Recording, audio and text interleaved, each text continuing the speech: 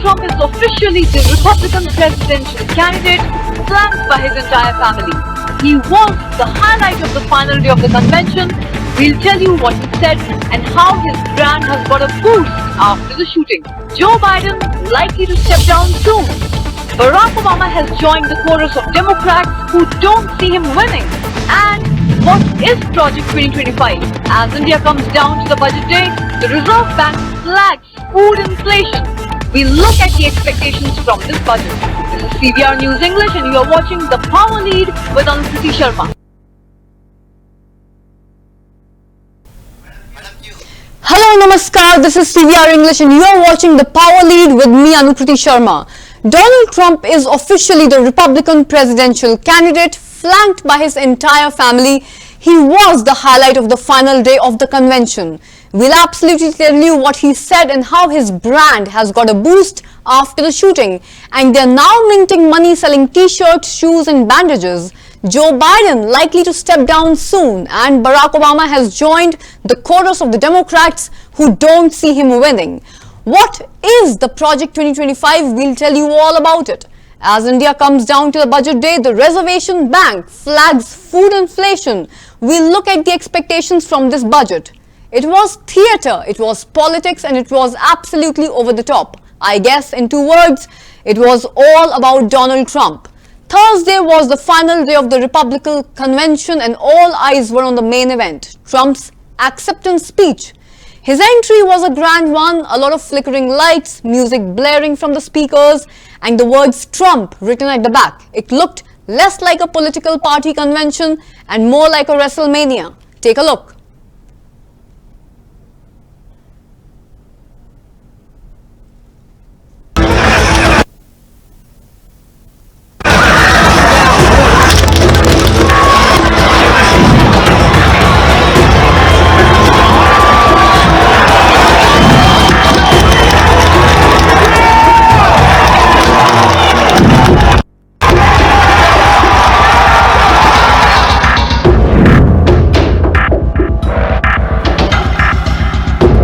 There's no place in America for this kind of violence. It's sick.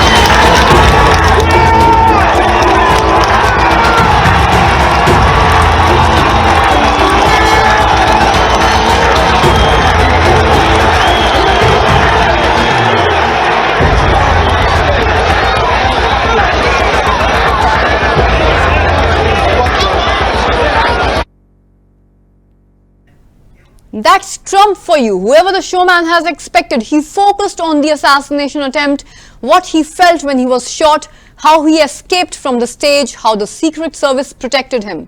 He said that when he heard a loud whizzing sound, he felt something hit him really hard on his right ear. He said to himself, and I quote unquote, "Wow, what was that? It can only be a bullet," and moved my right hand to my ear, dunked down. My hand was covered with blood. It was absolutely bloody all over the place. Bullets were continuing to fly as the very brave Secret Service agents rushed to the stage, and they really did rush to the stage. He also said that what was amazing was that prior to the shot, if he had not moved his head at the very last instant, the assassin's bullet would have hit its mark and he would not be there at the convention.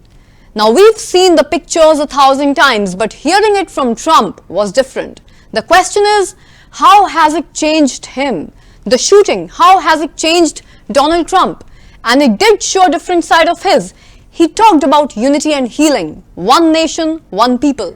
That was one part of Trump's speech, the assassination and healing. But afterwards, it was business as usual. Unverified claims, personal attacks, and radical promises. Trump spoke for nearly 19 minutes, which is longer than normal acceptance speeches. He only referred to Joe Biden once, just once, and it tells you how complicated things are. Biden may or may not be on the Democratic ticket, so Trump avoided speaking too much, attacking him. As he wrapped up, his wife, Melania Trump, came up to the stage. It was a rare appearance by her. She's largely kept away from the campaign trail. She did not attend the convention either, which is strange because normally the candidate's spouse plays an important role in events like these. They may speak at the convention or they may introduce the candidate on the stage. But Melania Trump spoke at the 2016 and the 2020 conventions, but this time she did not. She just made a last-minute cameo. That family picture of Trump on the stage tells a lot. The Trump clan was together on the stage at the convention. America has had many political dynasties and the Trumps are right up there. They have complete control of the Republican Party now. Trump's sons had important speaking slots. His daughters-in-law gave speeches. Even his granddaughter, who cannot even vote, had a slot. It tells you about Trump domination. Beyond the speech, we had a few interesting moments. The first one featured Hulk Hogan. Yes, it is not a mistake. I am talking about the famous wrestler. Apparently, he's a big Trump supporter. Hulk Hogan referred to Trump as his hero. The second moment was more poignant. A fireman's uniform was placed on stage beside Trump. It belonged to Corey Comparator. Now, Corey was at Trump's rally last week and he died shielding his family from the Trump's shooter. So the Republican convention is over, and what did we learn from it? Broadly, three things. Number one, the Republican Party is now Trump's playfield. If you oppose him, there's no place for you. Just look at the people who did not attend. Former President George Bush, former Vice Presidents Dick Cheney and Dan Quayle, Trump's former wheel Mike Pence and former Republican nominee Mitt Romney. These are the stalwarts of the Republican Party. Former presidents and vice presidents, yet in Trump's reign, they chose to skip the convention. Point number two, Trump's new strategy is hybrid. He will use this assassination to sway the undecided voters, but he won't dial down on the rhetoric. Thursday's speech made that quite clear. No dialing down on gun rights, no let-up on border control, and no end to unverified claims. That still remains the typical Trump slump. Which brings us to the final point to note here. The criminal trials and convictions are in the back mirror. They had dealt a blow to Trump's popularity, but the last few days have changed that. First, the assassination bid, and then the convention high. There are no more questions on Trump's viability as a candidate. He has ended the week on a major high. The doubts are now on the other candidates. The sitting president, Joe Biden, is he ready to step down? It's a stark contrast, Trump and Biden. One is ending the convention on a high, the other has got a sinking campaign. Joe Biden is absolutely out of action because of the Wuhan virus. He's infected and his party wants him out of the race. A growing number of senior Democrats want him to stand down. The latest to join the chorus is Barack Obama, the former president and a trusted counselor to Joe Biden. Reports say that Obama spoke to his aides privately and he thinks that Biden's path to the presidency has diminished and that he must consider his bid, which is quite significant because of where it's coming from. Joe Biden served as Obama's vice president for 2 consecutive terms. That's 8 years. They worked closely for 8 years, and so for Biden, the former president's word carries weight. 3 days ago, Biden tested positive for the Wuhan virus. He's self-isolating now. Next week, he's supposed to meet Israeli PM Netanyahu, who will be visiting Washington, D.C. The White House expects Biden to keep that appointment. But will he resume his campaign? In the recent days, the pressure on Biden has intensified. So far, he's not changed his mind, but of late, he sounds less rigid and more willing to hear the other side. The arguments in favor of stepping aside, he's more open to them, and people close to Biden say that he could be preparing to leave the race. According to them, and I'm quoting, "Reality is setting in." Yes, the reality is finally setting in. But what has brought this turnaround? Observers point to 3 events. First, the protest by senior Democrats. They've lost faith in Joe Biden and his chances. They believe he won't be able to beat Trump and that the Democrats could lose seats in the US Congress as a result.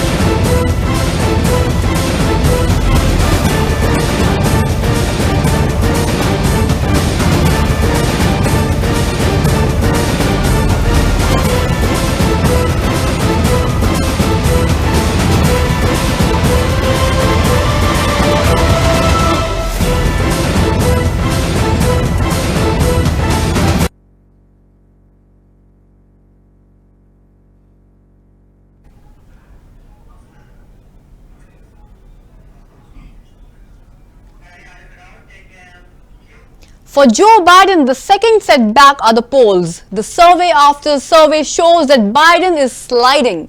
Donald Trump is gaining ground. Another one came out today. It shows that Trump has further widened the gap and now has the largest lead in the election with 54% of all the votes. Joe Biden is at 46%. That's what the new survey says. And so, if the elections were to be held today, Trump would win by popular vote. For Biden, it would be a humiliating loss. The third setback for Biden came from the donors. They're pulling back support. This month, Biden's campaign had hoped to raise $50 million from just the wealthy donors, $50 million. But after the poor debate performance, we are looking at less than $25 million. So, not even 50% of that target. And where is this money going? Well, some donors have turned to Kamala Harris, the current vice president. She is one of the favorites to replace Joe Biden. Harris is currently on the campaign trail, filling in for Biden, and for the moment, she is supporting Biden for the presidency. Now, the contrast between Trump and Biden is like night and day. Even US allies can see this. European leaders are now quoting the Republicans. Up to 20 European countries sent their diplomats to Milwaukee to attend the Republican National Convention. The European Union's ambassador to the United States attended this event. All of these diplomats have the same mission: to reconnect with the Red Party, to win over the leaders who are skeptical of the EU and the NATO. Like J.D. Vance, Trump's vice presidential nominee, he wants to reduce aid for Ukraine. Trump has voiced similar views on NATO. Jens Stoltenberg said leaders must engage with Donald Trump in the same way they did in 2016, no matter what the rhetoric during the US election campaign. And so the trend is quite clear. European nations are reaching out to Donald Trump. They see him as a winning candidate. Where does that lead Biden? In the toughest spot of his career. A sitting president hoping to run for re-election and losing support every single day. Stepping aside won't be an easy thing to do, but it would be the right thing to do. So Biden may be going down, but brand Trump is only on the rise. Until the last week, the US election campaign had hit a lull. All that people talked about were two things: Biden's age and Trump's criminal cases. But Saturday's assassination attempt changed that. Donald Trump was shot at. The bullet barely missed him and whizzed past his right ear. There was blood on his face, but he still got up and pumped his fist in the air, and that has become an iconic image in America.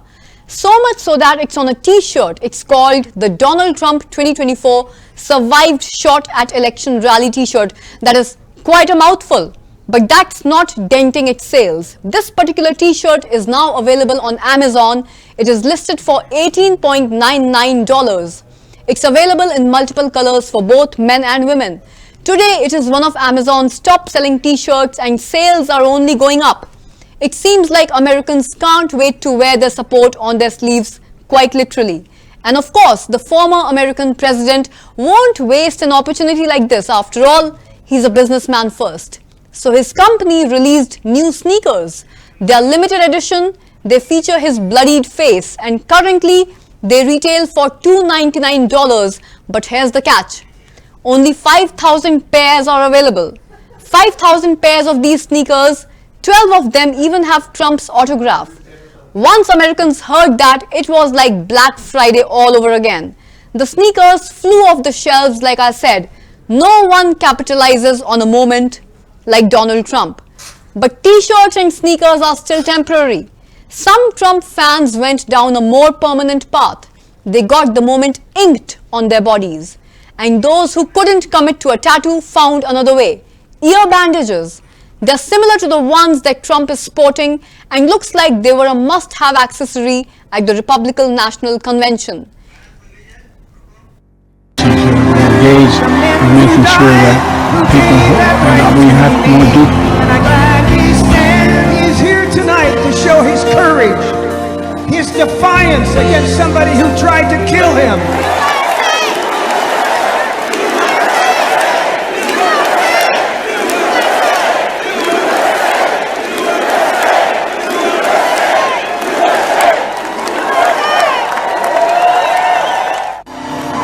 If tomorrow all the things were gone, I'd work for all my life, and I had to start again, just my children and my wife. Take a look at that.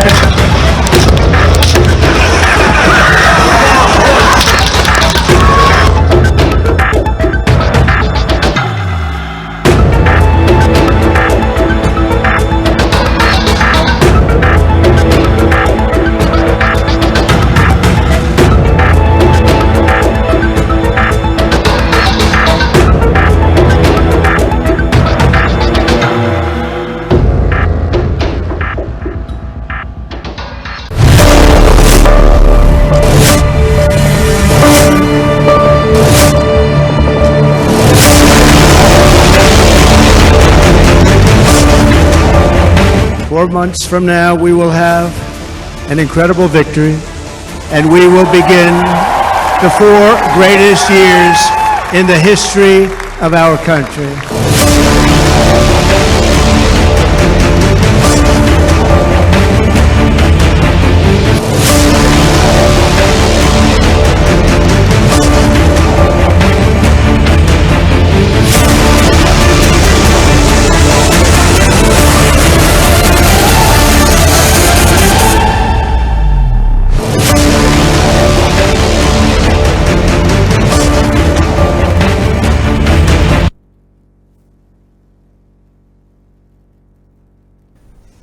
Now, when it comes to Donald Trump's booming business, matching ear patches are good. But what's even better is Trump's financial win. Right after the shooting, shares of Trump media scored by 31%. It took the company's valuation to $7.7 billion, which means only one thing. Markets are getting ready for Trump. They believe that he will be winning the elections and he is reaping those gains. What will happen in 2024? Now we'll have to wait and see. Trump definitely has the edge. The shooting may have left him injured, but it has only boosted his political campaign.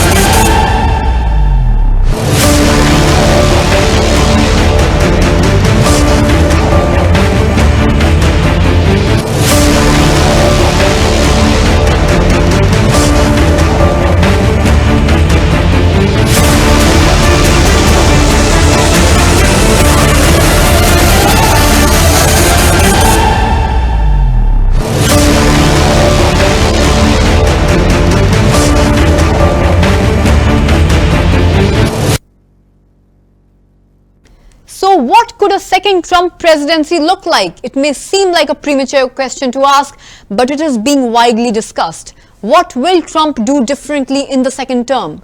The Republican manifesto has some clues. It was approved at the convention. On the first impression, it promises more of the same.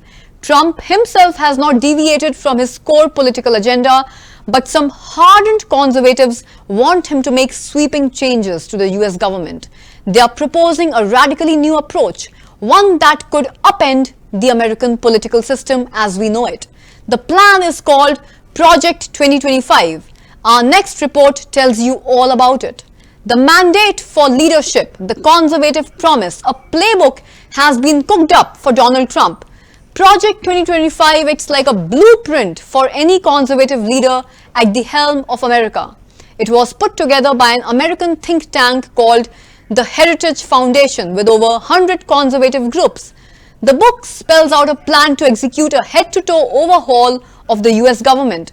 The plan's first target are American civil servants. About 50,000 of them, they currently don't report to the president. Project 2025 proposes to change that. It wants the president to have the ability to fire them and appoint political loyalists in their place. Project 2025 is willing to suggest replacements too. They plan to build a LinkedIn-style database to have names of up to 20,000 potential nominees.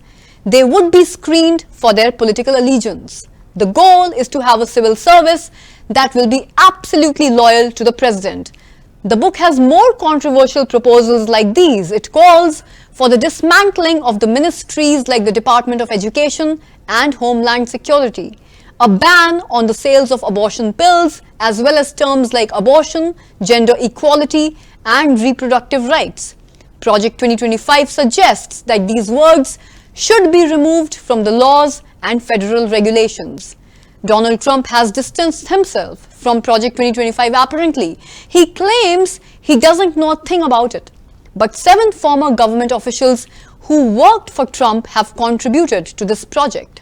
This includes 6 former cabinet secretaries, 4 ambassador nominees, and 140 members of the Trump administration. Top Trump advisors are also a part of this project, including Mark Meadows, Trump's former chief of staff, and Stephen Miller, Trump's longtime advisor. Project 2025 is a step-by-step guide to radically overhaul the US government. The goal is to align it with the right-wing hardliners. If it goes through, then do expect some serious pushback from the Democrats. And now, let's look at the Indian Budget 2024.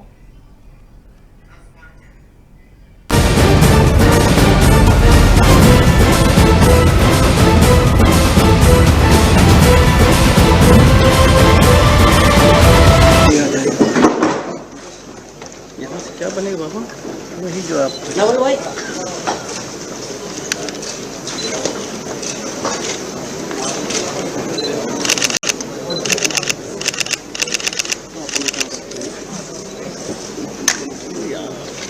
हमारे सारा यार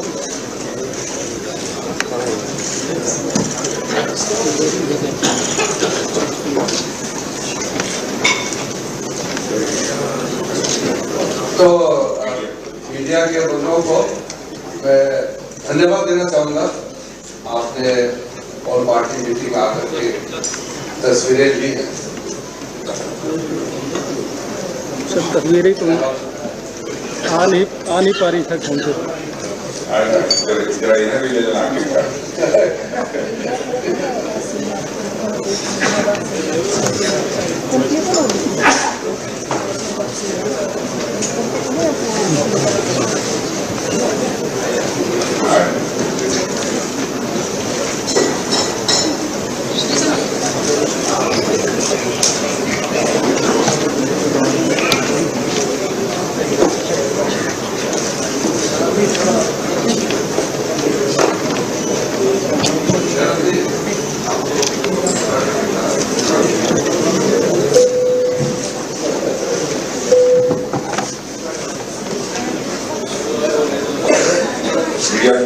बहुत बहुत धन्यवाद।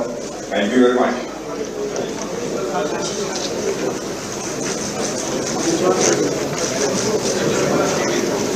चलो चलो थोड़ा सा लगेगा स्वागत कर दें। चलो चलो थैंक यू।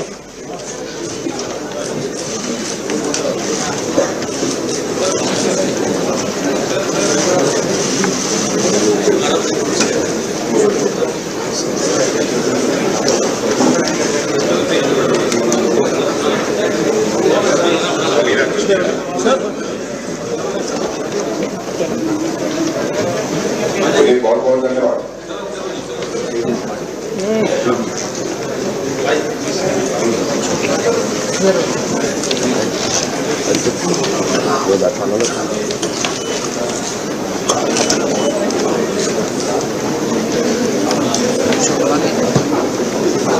प्लीज मीडिया के मित्रों प्लीज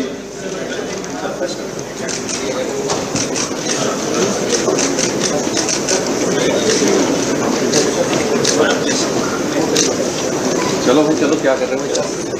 क्या नाम इनका?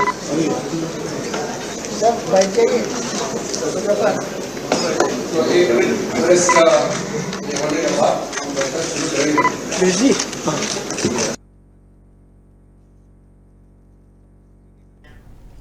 Yes, the Indian budget 2024. We are counting down to India's union budget. It's special for a lot of reasons. For starters, this is the first budget in Prime Minister Modi's third term. It is also a coalition budget after 10 years. So everyone is wondering, what will it look like? What will the focus be? Well, growth is largely taken care of. India's GDP has expanded by more than 8% in the last financial year. But inflation could be a matter of worry. Even the Reserve Bank of India, the Central Bank of India, has flagged it. The RBI governor says that growth has steadied, so his focus is unambiguously on inflation. We bring you the latest on the India budget updates from CVR English News Desk. Let's take a look.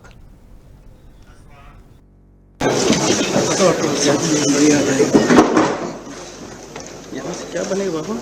वही जो आप media के मित्रों बहुत बहुत धन्यवाद। Thank you very much.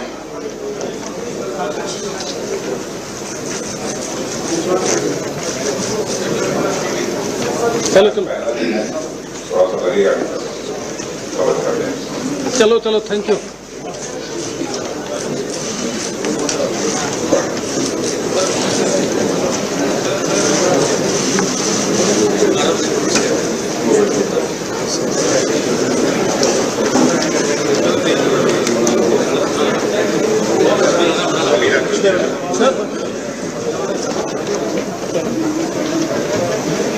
बहुत बहुत धन्यवाद।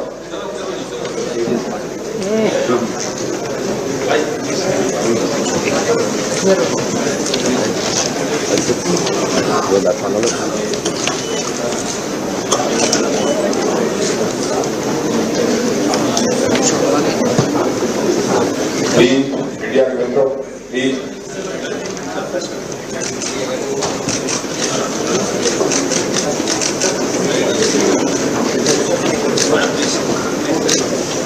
चलो भाई चलो, क्या कर रहे हो भाई? क्या नाम इनका?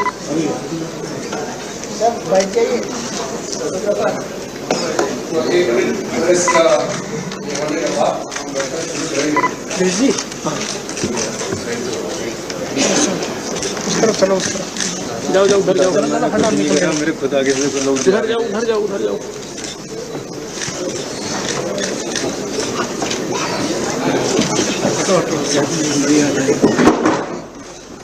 यहाँ से क्या बनेगा बाबा? वही जो आप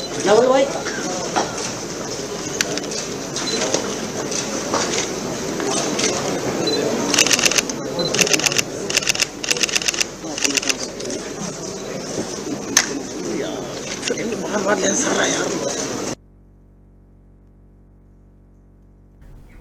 Let's focus on two questions here. What is driving India's inflation and what can the union budget do? Some numbers first. India's overall inflation has been below 6% since September last year. In June 2024, last month, it was 5.1%. Not ideal, but I would say not bad either.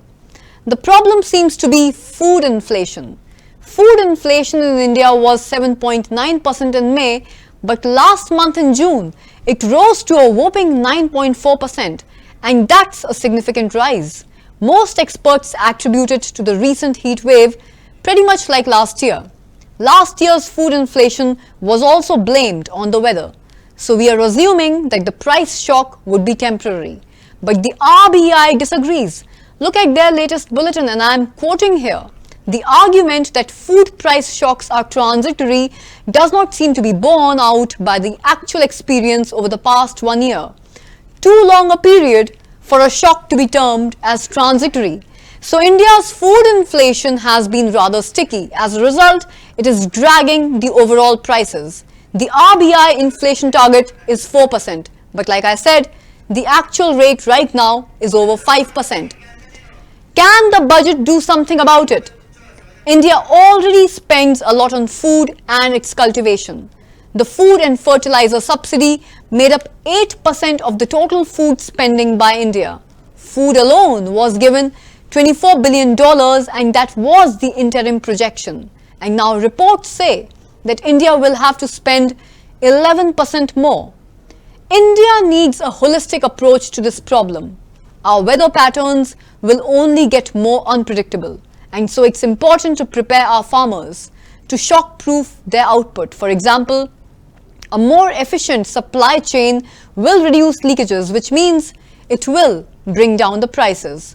Free food programs are not going to be a long-term solution. We need to modernize the agro sector of our country. We have 1.4 billion mouths to feed, and so food is a national security concern in India, and by extension, so is the food inflation. That's all for now in the Power Lead. Thank you for making CVR News 8 million strong. We are counting on you for support, and you can trust us to bring you the news from India and from the world, unfiltered and unvarnished. This is Anukriti Sharma signing off for now, but keep watching CVR News Power Lead for more compelling stories from across the world political spectrum.